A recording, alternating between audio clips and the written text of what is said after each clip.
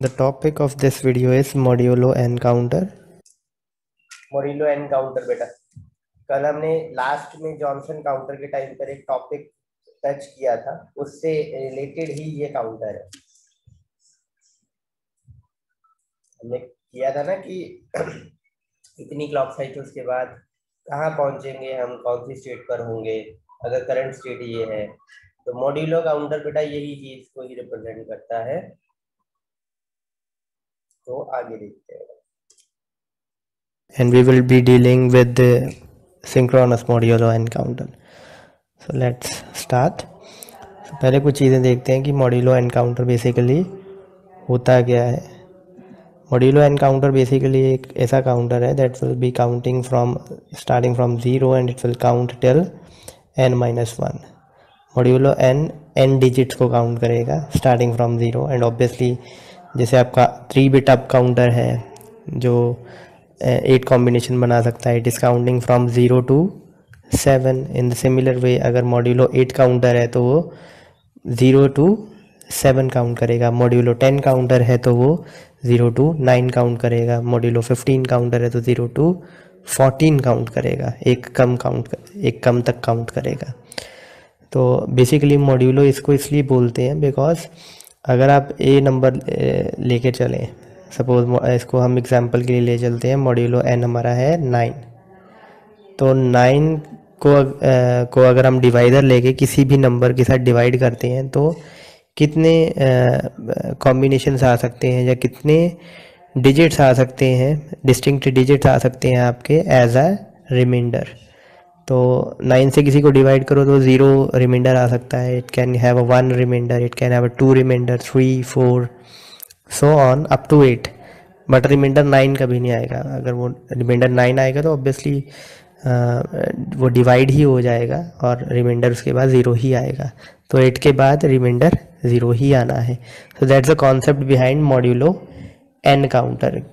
It will give all the possible distinct remainders. ठीक है बेटा, is it okay, is it clear?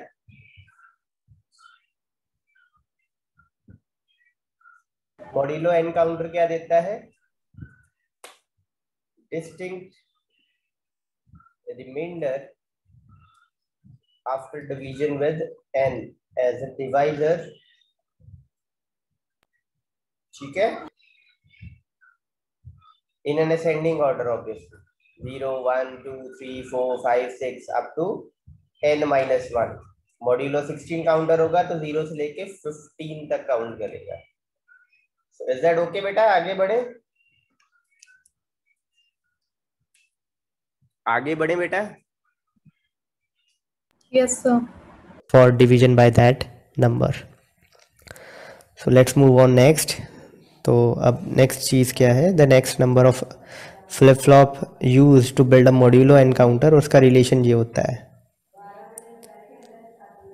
Where obviously N is the number involve in your modulo counter. जैसे कि हमने 9 example लिए तो यहाँ पर मॉड्यूलो 9 काउंटर है तो एन 9 हो जाएगा। मॉड्यूलो 12 काउंटर बोले तो एन आपका 12 हो जाएगा। और m here is your number of flip flop।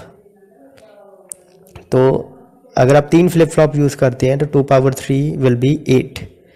तो आप मॉड्यूलो 8 काउंटर बना सकते हैं, लेकिन उससे कम वाला काउंटर भी बना सकते हैं। लेट्स से मेरे को 7 मॉड्यूलो 7 काउंटर बनाना है तो ऑब्वियसली तो मैं 2 फ्लिप फ्लॉप अगर लेता हूँ तो उससे सिर्फ 4 नंबर काउंट होंगे 2 पावर 2।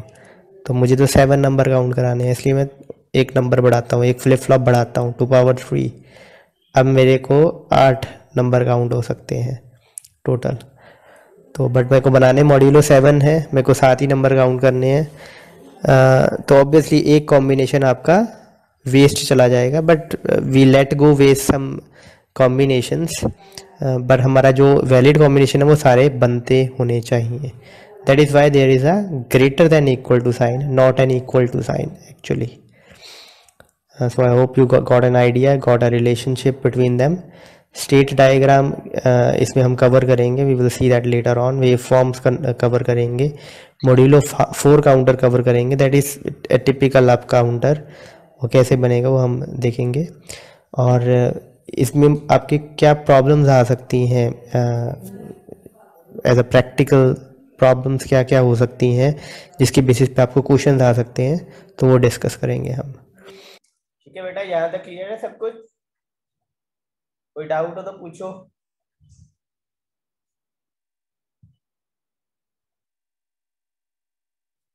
यहाँ तक क्लियर है सब कुछ?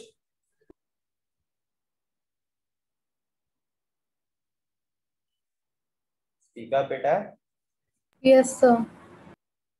let's move ahead। तो ये डिटेल में ही है बेटा सब कुछ। पहले तो है relation between modular N and number of flip flop. वो अगर आपको ऑलरेडी समझ में आ चुका है कि मान लो अपने मॉड्यूलो 9 बनाने हैं, मतलब आपने 9 डिजिट काउंट करने हैं, तो आपको इतने फ्लिप फ्लॉप चाहिए जो इतने कॉम्बिनेशन बना सके जो 9 या 9 से ज्यादा हो। तो ऑब्वियसली अगर आप 3 फ्लिप फ्लॉप लोगे तो वो 8 ही कॉम्बिनेशन बना पाएंगे, तो आपका नोवा कॉम्बिनेशन कभी बन नहीं पाएगा। तो ऑब्वियसली आपको फ्लिप फ्लॉप के काउंट बढ़ाना पड़ेगा, फ्लिप फ्लॉप के नंबर बढ़ाने पड़ेंगे। तो आप 4 फ्लिप फ्लॉप यूज करोगे, तो 2 पावर 4 इज 16। अगेन 16 9 से 9 के बराबर नहीं है, लेकिन 9 से काफी बड़ा है। तो 9 कॉम्बिनेशन तो वो दिखा देगा, 9 कॉम्बिनेशन जो आपने काउंट करने हैं 0 to 8, वो तो वो बना देगा, 7 और एक्स्ट्रा कॉम्बिनेशन बन जाएंगे। लेकिन हमें वो 7 कॉम्बिनेशन नहीं चाहिए, तो कोई नहीं, वेस्ट चले जाएंगे। लेकिन जितने कॉम्बिनेशन हमें चाहिए वो तो एटलीस्ट बन रहे हैं ना, तो हमारा फोकस वहीं पर रहता है। जैसे यहाँ पर एग्जाम्पल में दिया हुआ है कि अगर आपको मॉड्यूलो 32 काउंटर बनाना है तो आपको 5 फ्लिप फ्लॉप लगेंगे, क्योंकि 2 पावर 5 इज 32। अगर आपको मॉड्यूलो 6 काउंटर बनाना है तो आपको 3 फ्लिप फ्लॉप लगेंगे, जिससे 2 पावर 3 8 कॉम्बिनेशन बन जाएंगे।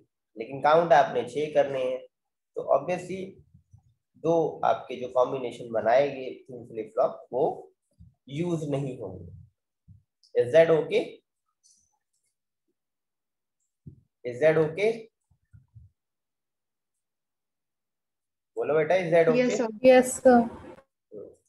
तो ये स्टेट डायग्राम, अब इसने मॉड्यूलो 4 काउंटर की एग्जांपल ली है। तो मॉड्यूलो 4 काउंटर बाइनरी में कैसा होता है वो देखते हैं।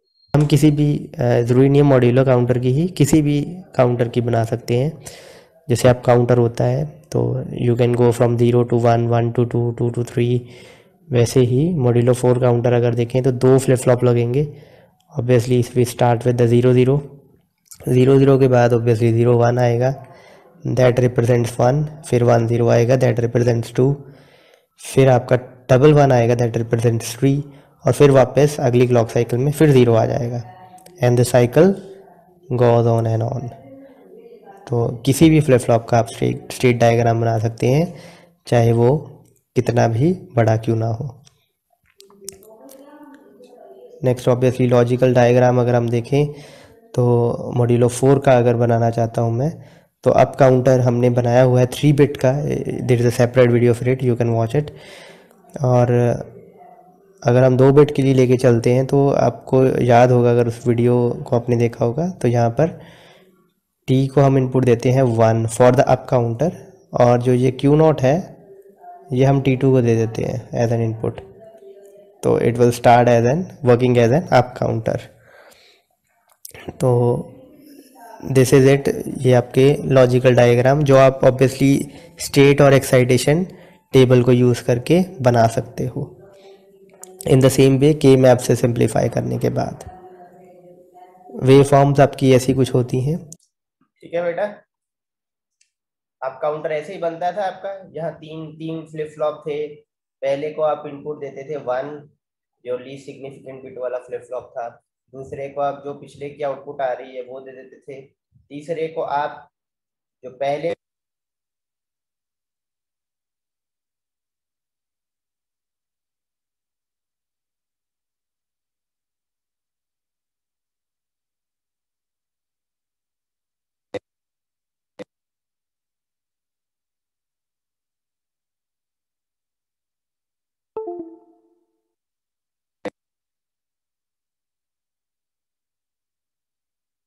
इज इट ओके बेटा? Yes, sir. आगे बढ़ते हैं बेटा। टेबल को यूज़ करके बना सकते हो इन द सेम वे के मैप से सिंप्लीफाई करने के बाद। वे फॉर्म्स आपकी ऐसी कुछ होती हैं। Clock obviously after a period of time repeat करती है बिटवीन लेवल 1 एंड लेवल 0। तो शुरुआत आपकी होती है ऑब्वियसली 0, और हम इसमें कंसीडर कर रहे हैं कि ये पॉजिटिव एज ट्रिगर्ड है। यहाँ पर आपका चेंज होगा, तो लेट से शुरुआत होती है तो 0 0 होगा आपका ऑब्वियसली। यहाँ पर आपका ट्रिगर हुआ फ्लिप फ्लॉप, तो ऑब्वियसली अगली स्टेट क्या थी 0 1, तो वो आ जाएगी। यहाँ आपका फ्लिप फ्लॉप डीएक्टिवेट हो गया, फिर आपका फ्लिप फ्लॉप यहाँ ट्रिगर हुआ, यहाँ आपकी स्टेट चेंज होगी। अगली स्टेट क्या है 1 के बाद 2 आएगी। 2 कैसे रिप्रेजेंट होती है 1 0 से, Q1 1 और Q0 0। ऑब्वियसली ये इनपुट पे डिपेंड करेगा बेटा, ठीक है। नीचे आप टी इनपुट भी बना सकते हो कि कब T0 1 होती है, कब T1 1 होती है, और उस बेसिस पर आप Q0 Q1 डिसाइड कर सकते हो, ठीक है। Is that okay?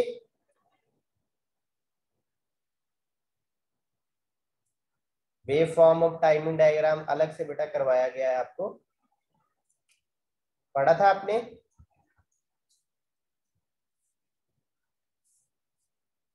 ठीक है बेटा, यहाँ पर दोबारा करवा दूं? बोलो बेटा।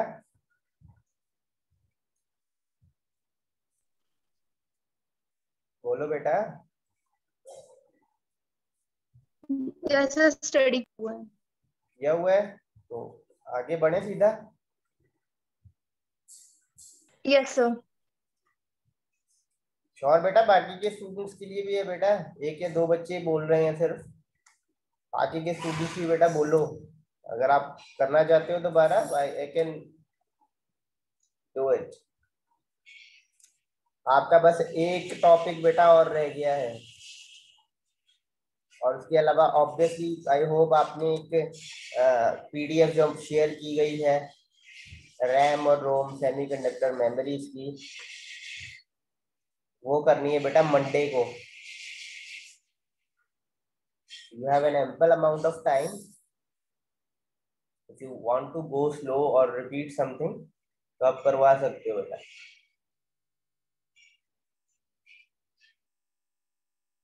तो आई होप इट्स क्लियर। तो आगे बढ़ते हैं। बिटवीन लेवल 1 एंड लेवल, तो थी किस से का 1 1 होगी, और फिर जब यहाँ पर ट्रिगर करेगा तो ऑब्वियसली आपका फ्लिप फ्लॉप या काउंटर वापस 0 0 पे आ जाएगा। ये मॉड्यूलो 4 काउंटर की एग्जांपल हमने कंसीडर की है। Next up the problems. ये वही प्रॉब्लम है बेटा जो हमने कल की थी फॉर योर जॉनसन काउंटर। तो अगर आप प्रॉब्लम को देखो, मॉड्यूलो 16 काउंटर है बेटा, और करंट स्टेट वो कह रहा है कि 9 है, लेट्स सपोज। तो 89 क्लॉक साइकिल्स के बाद क्या आपकी स्टेट होगी, मतलब कौन से नंबर को वो आउटपुट एज आउटपुट शो कर रहा होगा। तो I have pause the video. तो आप बेटा एक ट्राई करो पता करने की। आपको बेटा दो चीजें चाहिए होती थी, उसमें आप मॉडुलस निकालते थे, इसमें आपको मॉडुलस दिया हुआ है, तो आपका एक काम तो और भी आसान हो गया है, ठीक है। मॉडुलस आपको दिया हुआ है, 16 है, 16 स्टेट्स होंगी। जॉनसन काउंटर में तो आप स्टेट डायग्राम बना के निकालते थे ना, कि हाँ इसकी 8 स्टेट होंगी, इसकी 4 होंगी, इसकी 16 होंगी। यहाँ आपको सीधा ही दिया हुआ है कि 16 स्टेट्स है। तो ट्राई करो बेटा।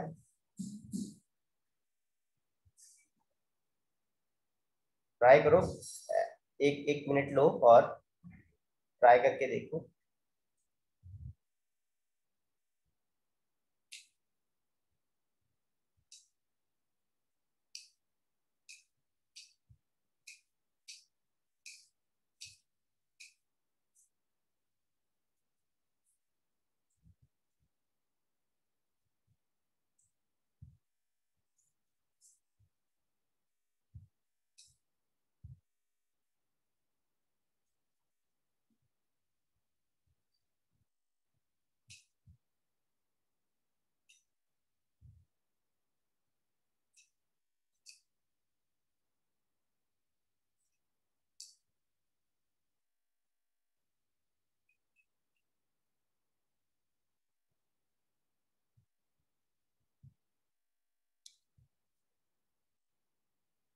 नीड मोर टाइम बेटा, हो रहा है?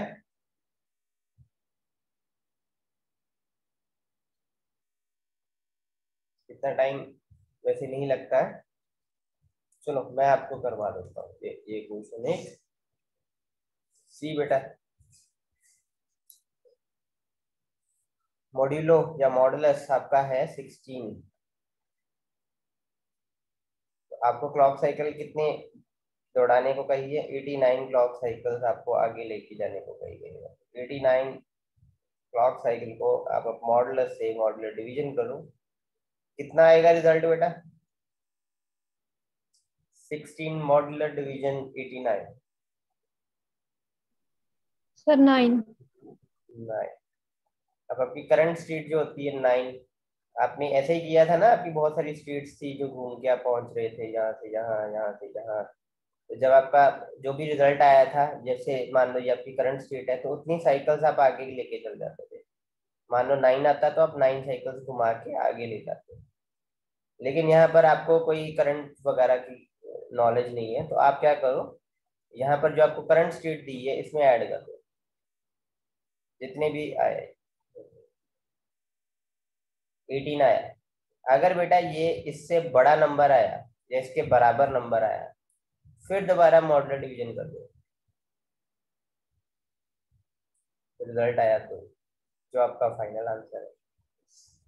तो आफ्टर 89 क्लॉक साइकिल्स आपके फ्लिप फ्लॉप से 2 नंबर का बाइनरी इक्विवेलेंट निकल रहा है।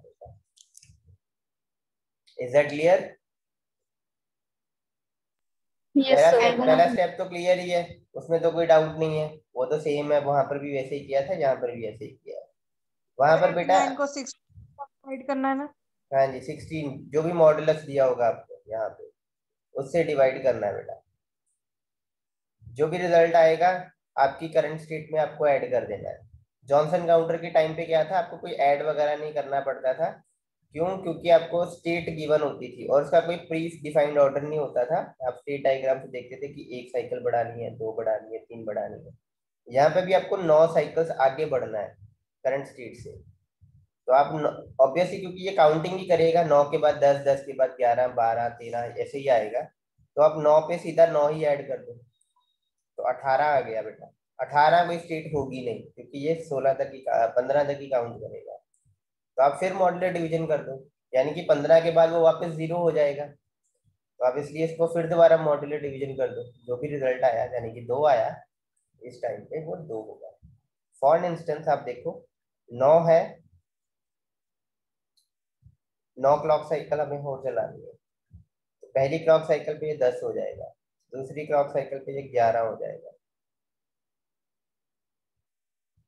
तीसरी क्लॉक साइकिल पे ये 12 हो जाएगा, चौथी क्लॉक साइकिल पे ये 13 हो जाएगा, पांचवी पे ये 14 हो जाएगा और 15 हो जाएगा ये छठी पे।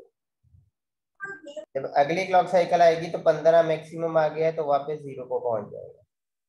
जब 8वीं क्लॉक साइकिल आएगी बेटा तो 1, और जब 9वीं क्लॉक साइकिल आएगी तो ये 2 ही बन जाएगा। तो अगर आप ये मॉडुलर डिवीजन नहीं भी करना चाहते, आप ऐसे 1 बाय 1 रफ वर्क में करके भी देख सकते हो, टू मेक श्योर कि आपकी आउटपुट सही आई है कि नहीं आई है। Is that okay?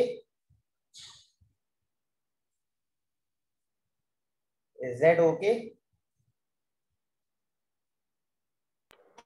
Yes sir. कोई डाउट हो बेटा पूछ लो।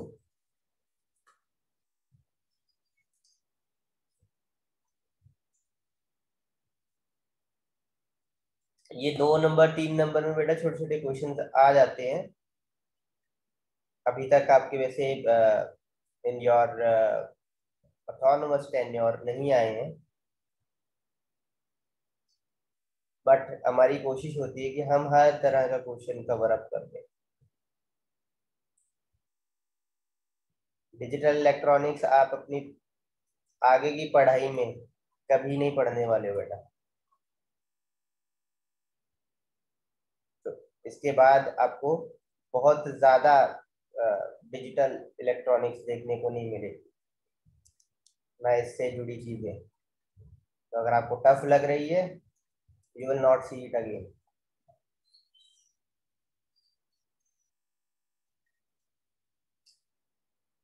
और अगर इजी लग रही है, इंटरेस्टिंग लग रही है, स्टिल आप इसमें आगे बढ़ सकते हो फॉर योर एग्जामिनेशंस जो होते हैं मास्टर्स लेवल पे या ग्रेजुएशन लेवल पे, तो वो दे सकते हो आप। तो बताओ बेटा, क्लियर है? Is it so? क्लियर है बेटा?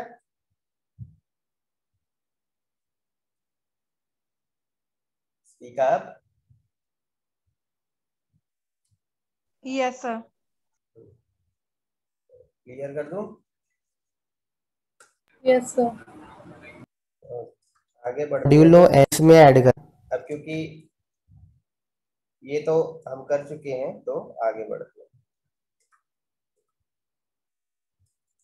ओके, ये तो एंड था। That's all about your counters बेटा।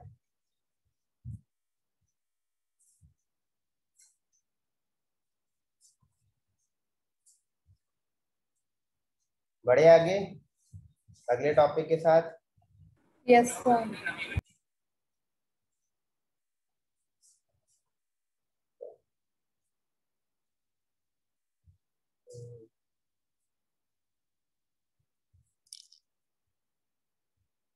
अगले टॉपिक है बेटा आपके रजिस्टर्स, शिफ्ट रजिस्टर्स या रजिस्टर्स सिंपली। तो आगे बढ़ते हैं।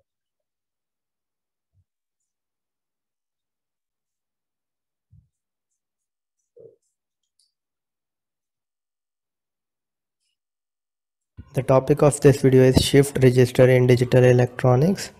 बेसिकली हम देखते हैं कि रजिस्टर क्या होते हैं, इंडीड शिफ्ट रजिस्टर्स क्या होते हैं। So first of all, register is an entity that is used to store some data. So ये एक बेसिकली मेमोरी है that will store data in the form of flip flops. तो obviously it's a collection of flip flop that will hold the data. Every flip flop hold one bit of data. To hold n bit of data, obviously you need n flip flops, and the collection of those n flip flops will give a n bit register to you. तो n bit register के लिए n flip flop चाहिए और वो n bit data store कर सकते हैं। For an instance आप 4 bit register की example low. In this you will need 4 flip flops that will store 4 bit of data, single bit in each flip flop. So this binary data stored in the register or in the flip flops can be moved from one flip flop to another flip flop. That is why that is the concept of shift register, in which we can shift the data from one flip flop to another flip flop within the register, or from one register to another register or another device. So secondly, the register that allow such transfer are called shift register, that allow the shifting of data from one flip flop to another. So now, as the name suggests, shift means obviously shifting of data, a movement of data from one flip flop within the register to another flip flop, and obviously from one register to another. ठीक है बेटा, पीछे ये सारा clear है? ये register की definition क्या है? Register is basically a memory for storing a few bits of data. तो वो बिट्स कैसे स्टोर होती है? इन the form of flip flop. Flip flop उनके लिए एज अ मेमोरी काम करती है। फ्लिप फ्लॉप की कलेक्शन को ही हम रजिस्टर कह सकते हैं। फ्लिप फ्लॉप की collection that is holding data at particular moment, उसको रजिस्टर करेंगे।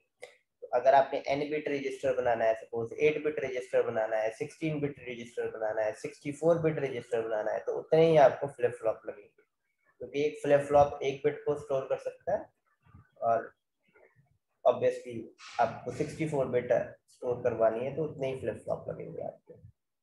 नेक्स्ट आप ठीक है, बाइनरी डाटा जो आप स्टोर करते हो, बिट्स को स्टोर करते हो 0-1 की फॉर्म में रजिस्टर में, वो आप यूज कर सकते हो कि आप एक रजिस्टर से दूसरे रजिस्टर में भेज दो, दूसरे से तीसरे में भेज दो, एक रजिस्टर से मेमोरी में भेज दो। तो ये मूवमेंट बेटा होती रहती है। इस मूवमेंट को हम कह सकते हैं कि शिफ्ट करना, बेसिकली डेटा को ट्रांसफर करना। ठीक है, इसलिए रजिस्टर्स को, इन रजिस्टर्स को कभी कभी शिफ्ट रजिस्टर्स भी कहा जाता है। ठीक है, और कुछ शिफ्ट ऑपरेशंस भी इसमें परफॉर्म हो सकते हैं। You will see that in your next subject in next semester, computer architecture में।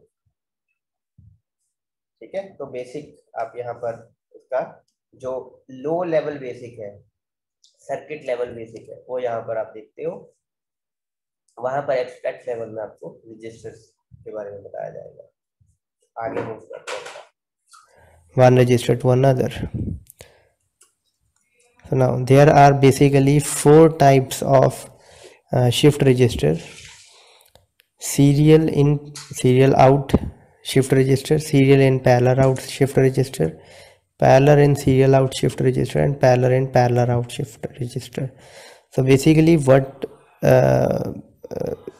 we want to say here, we will discuss the meaning of serial and parallel first. So in the serial data, it's about, let's suppose you have data 100, 3-bit data.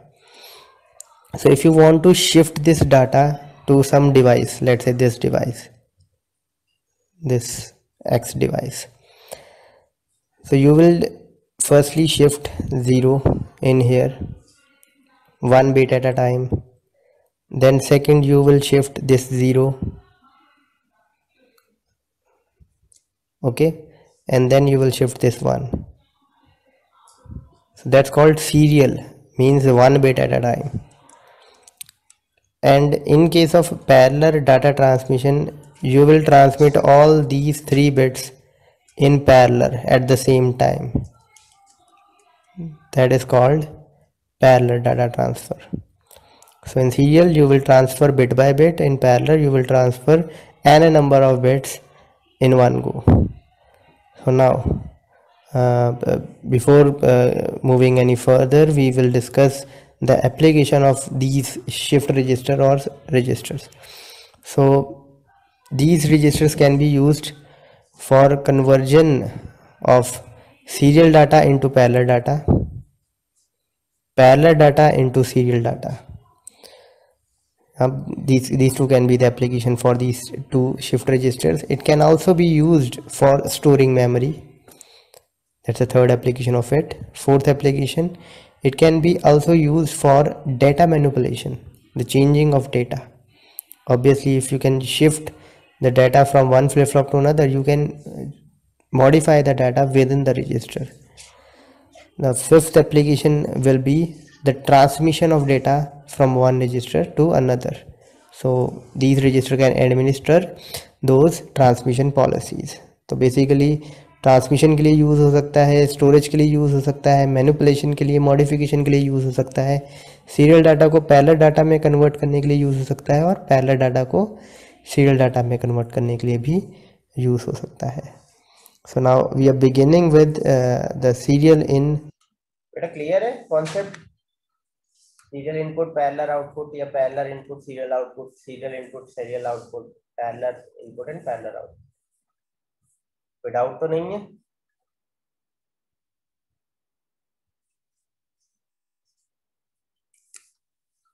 No, sir.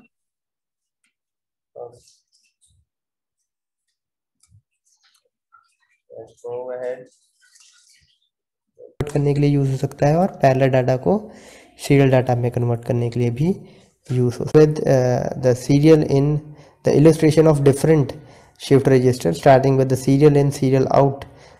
SISO means serial in, serial out shift register. So let's say we have 4 bits, 4-bit register, and obviously these block represents one flip flop. तो इसमें हम एक side पर data डालते हैं, right. तो पहली clock cycle में हमने पहला बिट इस डाटा को दिया. लेट अस सपोज हमने 100 ट्रांसमिट करना है, तो पहली साइकिल में यहाँ 0 इनपुट दिया, starting obviously from the least significant bit. तो 0 इनपुट किया. अगली क्लॉक साइकिल आएगी, आपका 0 आगे शिफ्ट हो जाएगा, यहाँ पे, और ये जो नेक्स्ट ज़ीरो है वो यहाँ पर हम इनपुट कर देंगे। नेक्स्ट क्लॉक साइकिल में आपका ज़ीरो यहाँ पे शिफ्ट हो जाएगा, ये वाला ज़ीरो, और ये वाला ज़ीरो यहाँ पे शिफ्ट हो जाएगा, और ये वन हम इनपुट कर देंगे यहाँ पे, यहाँ पे वन इनपुट आ जाएगी। Obviously in the next clock cycle वो ज़ीरो यहाँ पे पहुँच जाएगा, ये वाला ज़ीरो यहाँ पे पहुँच जाएगा, और ये वाला वन यहाँ पे पहुँच जाएगा, और ऑब्वियसली वन के बाद अगर कोई डाटा है तो वो यहाँ पे इनपुट हो जाएगा in the next clock cycle. ठीक है, is that okay? Yes, sir. ये ज़ीरो सबसे पहले निकल के आएगा एज एन आउटपुट, उससे अगली क्लॉक साइकिल के बाद ये वाला ज़ीरो निकल के आएगा जो कि यहाँ पहुँच गया होगा, और वन जो है यहाँ पहुँच गया होगा, राइट। उसके बाद ये वाला वन निकल के आएगा।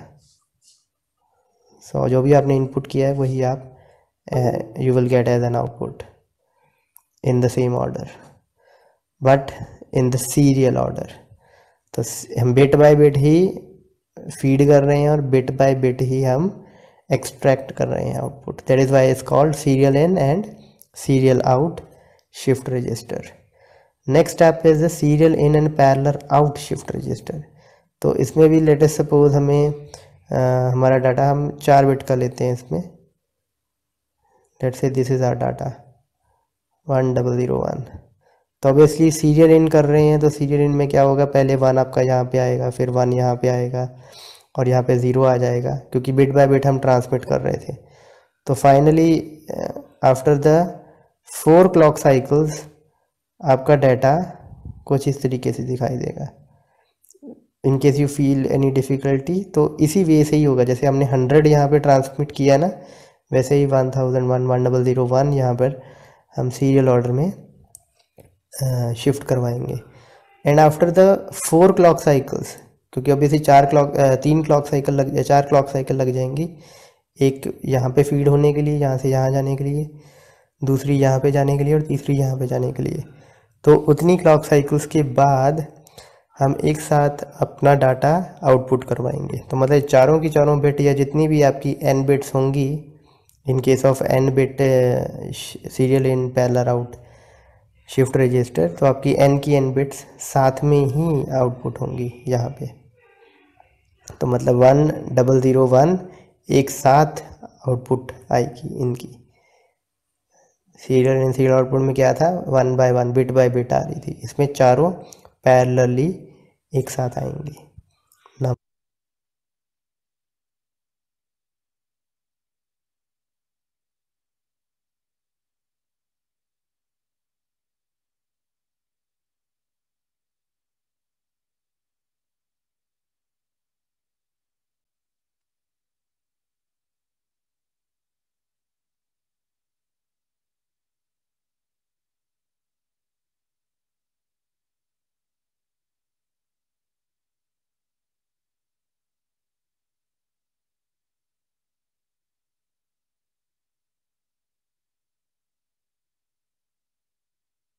यहाँ तक सब क्लियर था बेटा? Serial in parallel out? Yes, sir.